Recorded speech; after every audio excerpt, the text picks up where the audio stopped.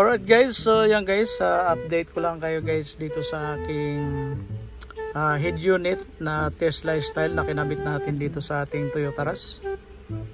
So sa ngayon guys ay hindi pa natin siya nakakalibrate guys, kaya makikita nyo yung ano rito, yung surrounding niya hindi pa maganda, no?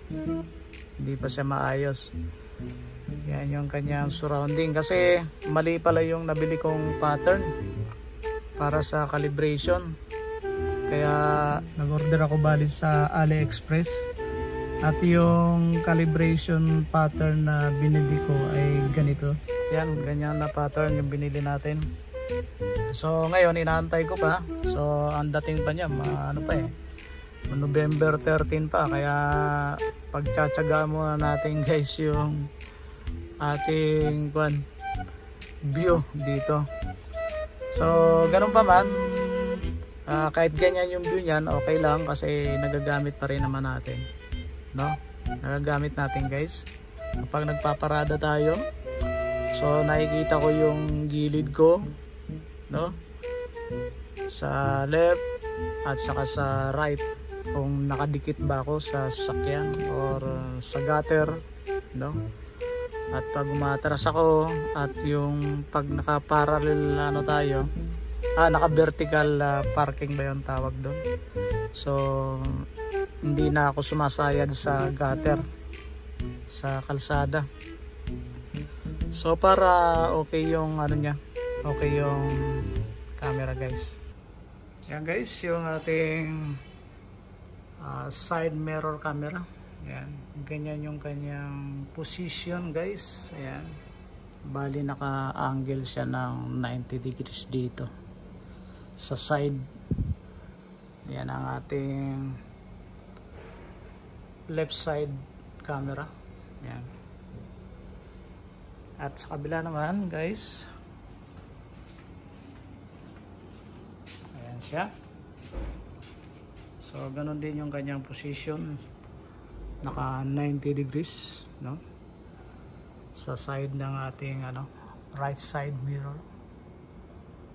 Ayan, focus natin, focus. Nagpo-focus alright. So ganyan guys. Ayan, ganyan ang ano niya, dyan siya naka-install guys. Ayan. Alright. Okay, so para makita nyo natin dito sa kabila, sa left side.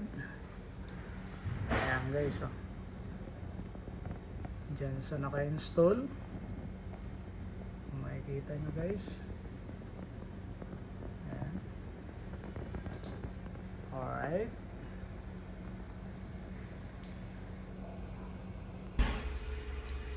Alright guys, so balik natin guys. Ayan. So yan yung kanyang view guys. Kapag nag-left tayo, left turn, yan ang nakikita ko. Pwede mong baguhin yan, no? Pwede mo siyang baguhin kung anong gusto mo yung nakikitang view kapag nag-left turn kayo. So pwede siyang baguhin, pwedeng ganito, ganyan, no, or ganyan ang itsura.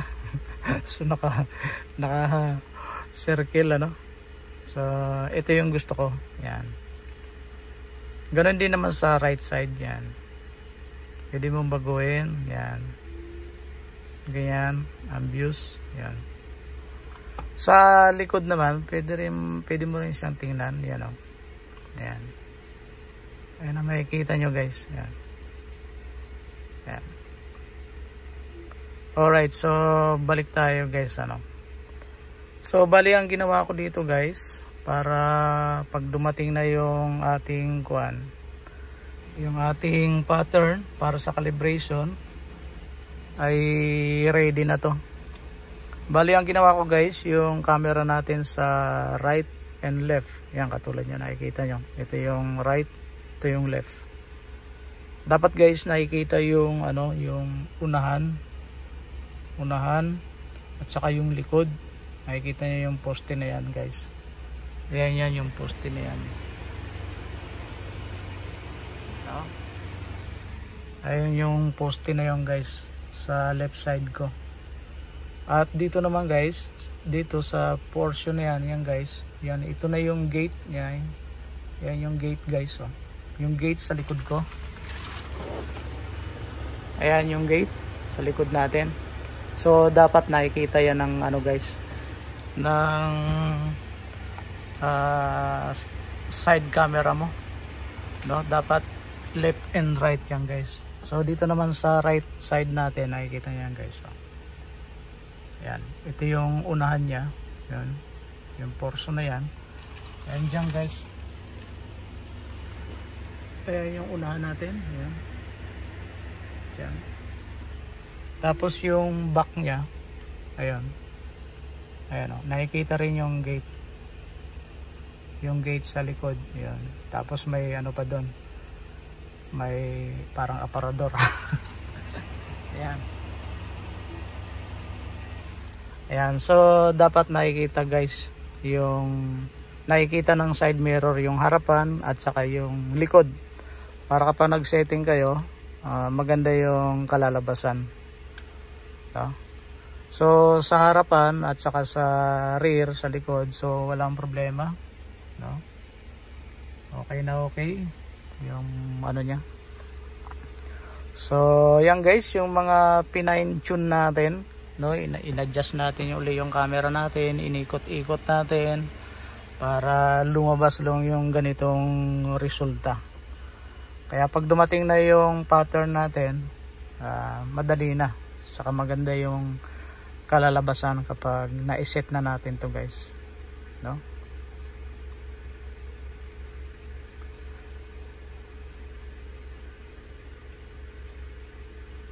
Alright.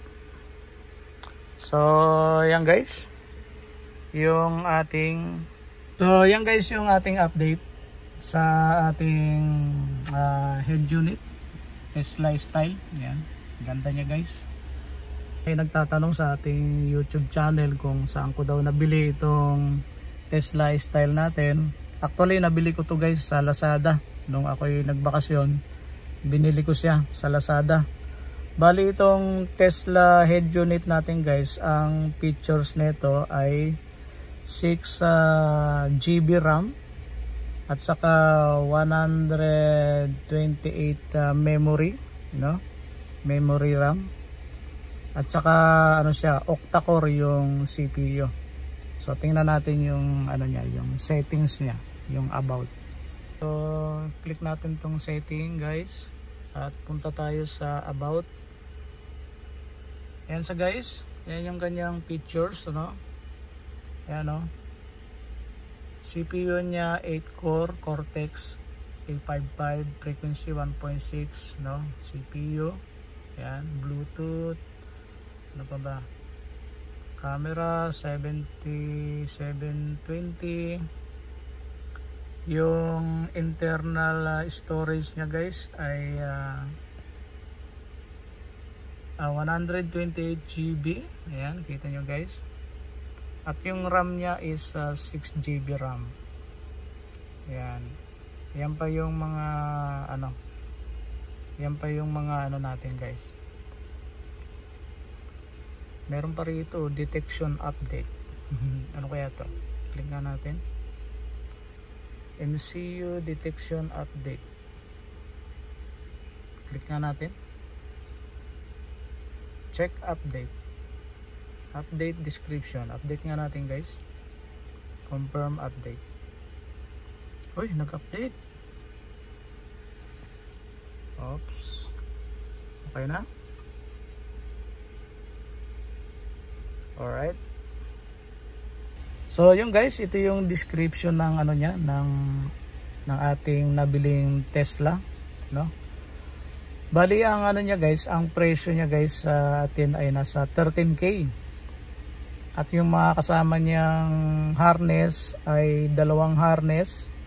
Yung isa universal harness, pangalawa yung harness para sa Toyota mismo, no?